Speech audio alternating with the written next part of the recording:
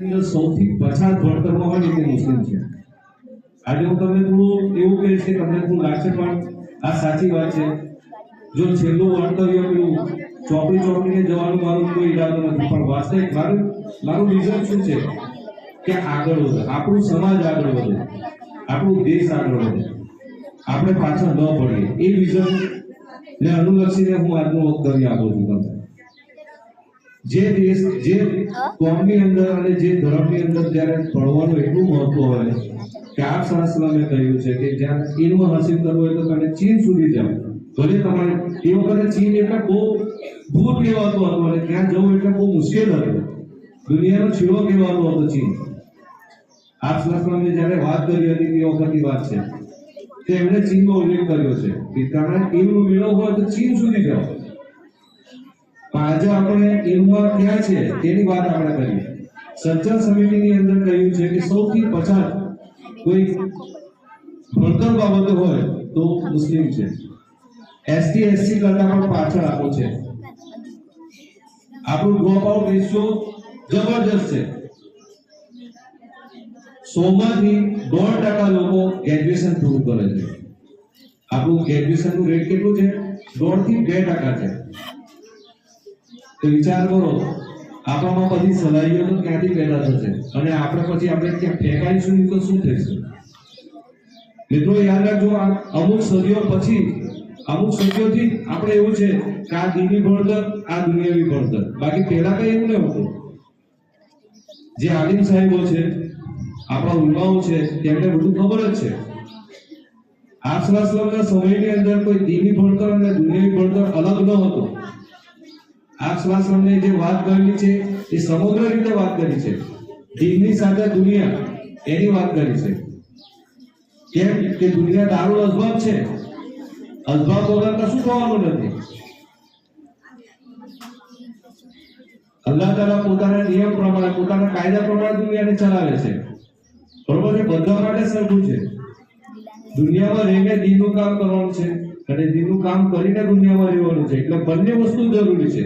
આપણું બેઝ દીન હોવું જોઈએ, પણ સાથે સાથે એજ્યુકેશન પણ હોવું જોઈએ. જે મોદી સાહેબો ભણેલા છે, ગ્રેજ્યુએટ છે, એમની વાતો જોજો, એમની સલાહ જોજો.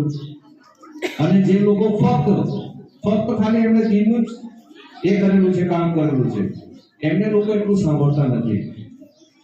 એટલે જરૂર આપણે એવી છે કે બે વસ્તુ છે, આપણે ગ્રેજ્યુએટ પણ હોઈએ અને સાથે આલિમ પણ હોઈએ.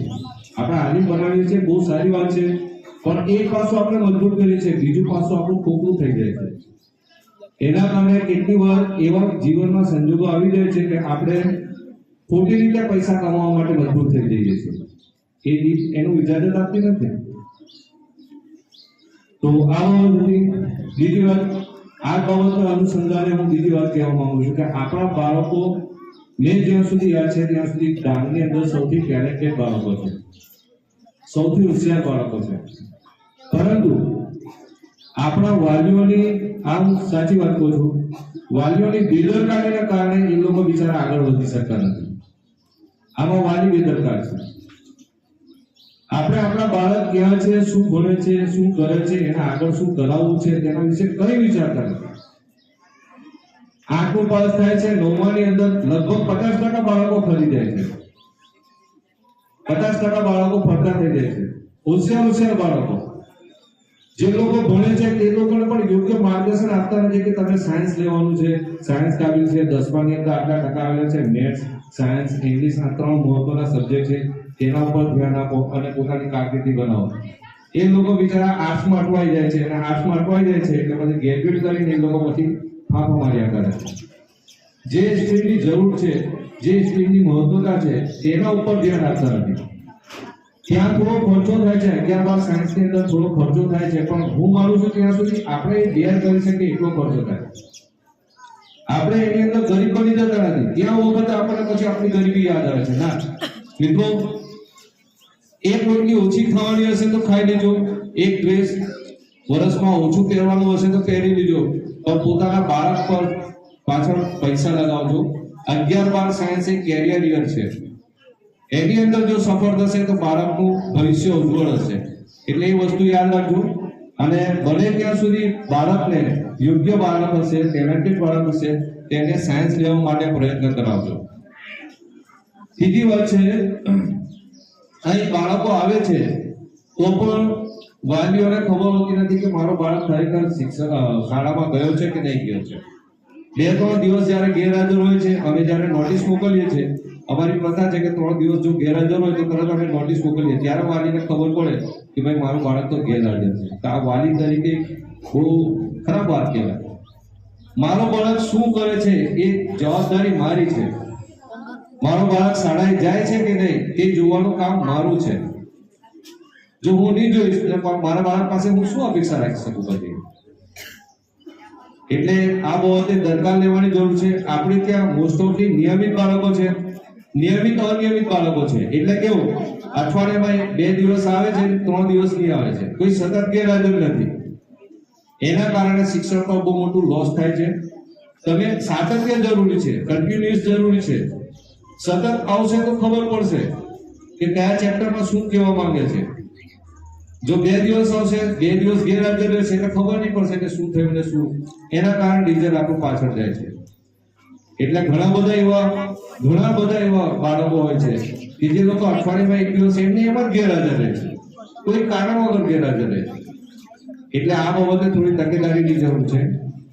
અને છેલ્લે હવે આપણે આપણું બાળક જ્યારે જન્મે છે તે વખતે આપણે આપણા હદીસ, કુરાન શરીફ અને દીનની રોશનીની અંદર આપણે એનું નામ રાખીએ છીએ. બહુ સરસ વાત છે. અને અંબિયાઓ અને જે નેક લોકોના નામ રાખવું એ ખરેખર બહુ જરૂરી વાત છે. પરંતુ તમે નામ રાખો છો અને સૌથી પહેલા એની નોંધણી કરાવો છો ત્યારે તકેદારી લો છો. સૌથી મોટો પ્રશ્ન આ ગામની અંદર, આખા ડાંગ જિલ્લાની અંદર સૌથી ઓછી અપાર આઈડી જનરેટ આપણા ગામમાં થઈ છે. 2 દિવસ પહેલા ડીપીઓ સાહેબની બેઠક હતી, તેમણે પણ આ વસ્તુ મને માર્ક કરાવી છે અને મને યાદ અપાવી છે કે આવું કેમ. 237 બાળકો, 236 બાળકો હાલમાં હાજર આપણી શાળામાં છે નિયમિત રીતે. એમાંથી ફક્ત 16 બાળકોની અપાર આઈડી જનરેટ થઈ છે, ખાલી 16 બાળકોની.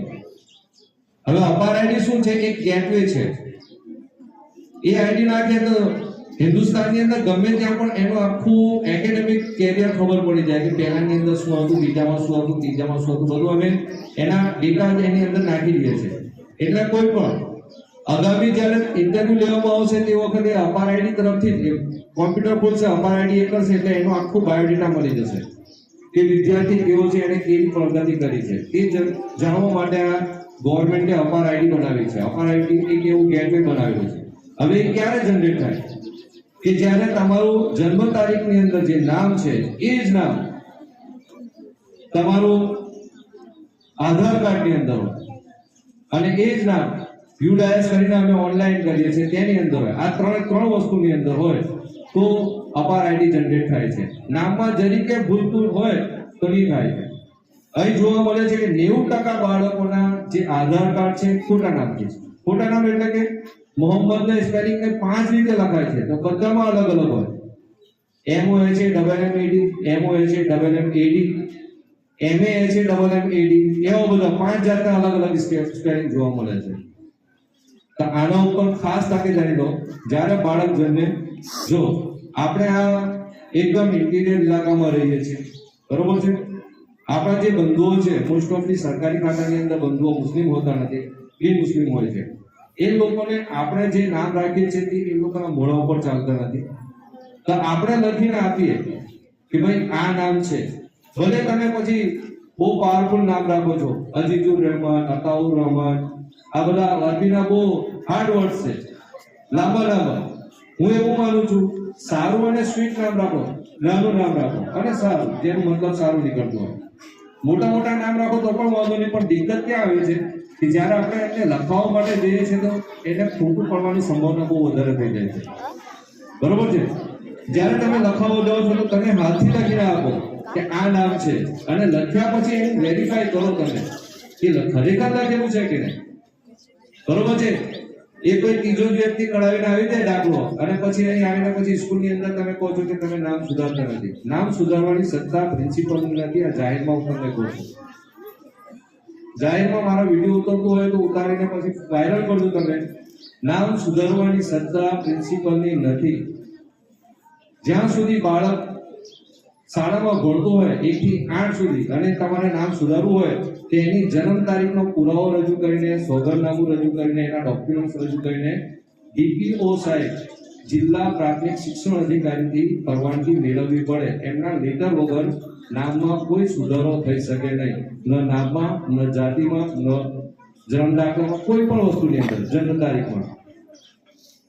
એટલે વાત યાદ રાખો, અહીં આટલી જાગૃતતા નથી.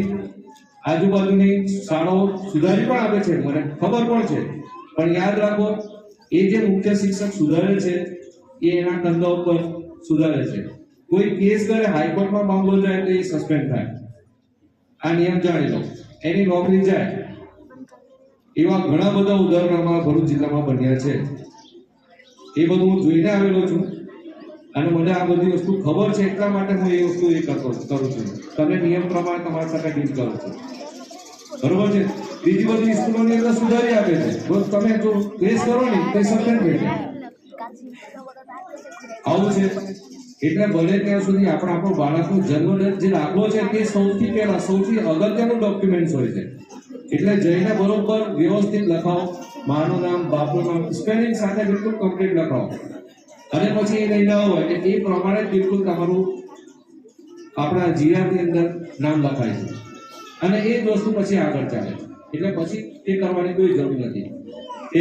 પહેલું કામ છે જન્મ દાખલાની અંદર જ કમ્પ્લીટ નામ લખો, બરોબર છે. પછી સ્કૂલની અંદર આવીને ચેક કરી લો, 1-2 વાર ચેક કરી લો, બની શકે. જો અત્યાર સુધી એવું થયું નથી, મારા 10 વર્ષના કેરિયરની અંદર તમે આવીને જુઓ તો જે જન્મ દાખલામાં નામ હશે તે જ હશે. ભાગ્ય જ કોઈ એમાં પણ ભૂલ નહીં નીકળશે તમને. પણ આપણે ચેક કરી લો, કેમ કે માનવ માત્ર ને ભૂલ્ય પાત્ર, બરોબર છે. ભૂલ થઈ પણ જાય પણ એક વાર ચેક કરી લો કે ભાઈ જીઆરમાં પણ એ પ્રમાણે નામ છે. પછી બધા આપણા આધાર કાર્ડ ને બધાની અંદર એ જ પ્રમાણે નામ ચલાવો એટલે કોઈ પ્રશ્ન આવશે નહીં, બરોબર છે. તો આટલી વાત મારી હતી. હવે તમે બધા અહીં આવ્યો છો એ બદલ હું તમારો આભાર માની હું મારું વક્તવ્ય ટૂંકાવું છું. અસ્સલામુ અલૈકુમ.